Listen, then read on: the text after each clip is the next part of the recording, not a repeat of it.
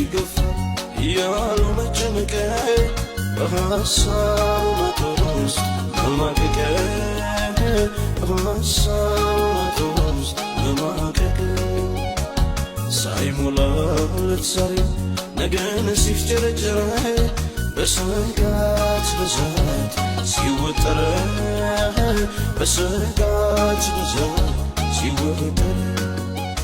የሰው ሕይወት መንበር ሰልፉ እንዴት ይረጅናል ማነው ከሲማት የሚገላግል